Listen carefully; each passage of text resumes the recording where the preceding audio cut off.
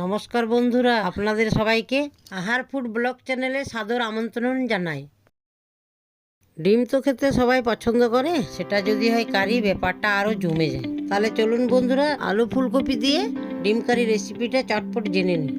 ডিম আলু সিদ্ধ করে রেখেছি, ফুলকপি, পেঁয়াজ আর টমেটো কেটে রেখেছি। আর একটি জায়গাতে নুন, হলুদ, পাঁচফোড়ন, কাশ্মীরি লঙ্কা, গরম মশলা আর বাটির মধ্যে জিরা বাটা, লঙ্কা বাটা, আদা বাটা, রসুন বাটা, গোলমরিচ বাটা আর ধনা বেটে মশলার একটা পেস্ট করে রেখেছি।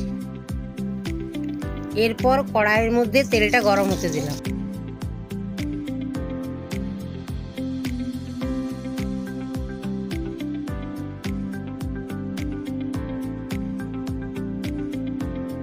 সামান্য নুন আর সামান্য হলুদ দিয়ে সিদ্ধ ডিমগুলোকে ভেজে নিলাম।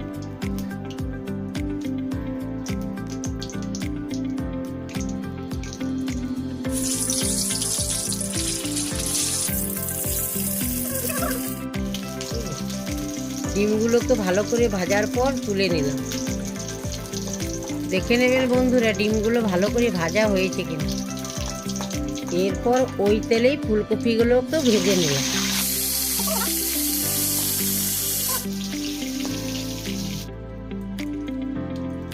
এরপর পাঁচফোড়ন দিয়ে দিলাম। এরপর পেঁয়াজগুলোকে সুন্দরভাবে ভেজে নিলাম।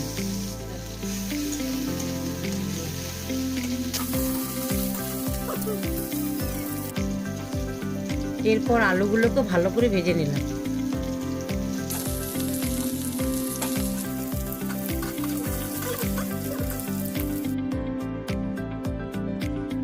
এরপর টমেটোগুলোকে দিয়ে হালকা নেড়ে চেড়ে একের পর এক মশলাগুলোকে দিলাম।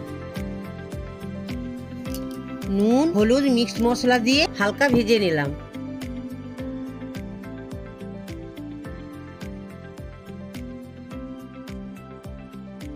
এবারে ওই মশলার পেস্টটা দিয়ে ভালোভাবে ভেজে নিলাম। এরপর ভাজা ফুলকপিগুলো এর মধ্যে দিয়ে দিলাম। এবারে শুধু হালকা নেড়ে চেড়ে কাশ্মীরি লঙ্কাটা দিয়ে দিলাম।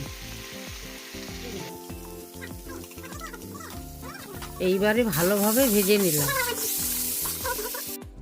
মশলাটা তেল ছাড়ার পর জলটা ঢেলে দিলাম।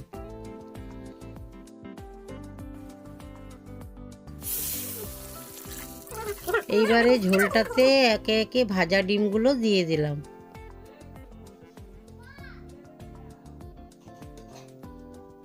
হালকা ফুটে উঠলে গরমা গরম ডিমের কারি রেডি। বন্ধুরা, এই ডিম কারিটা আপনারা রুটি দিয়েও খেতে পারেন, আবার ভাত দিয়েও খেতে পারেন। ভিডিওটা ভালো লাগলে অবশ্যই লাইক, শেয়ার, সাবস্ক্রাইব করবেন। ধন্যবাদ বন্ধুরা, ভালো থাকবেন, সুস্থ থাকবেন।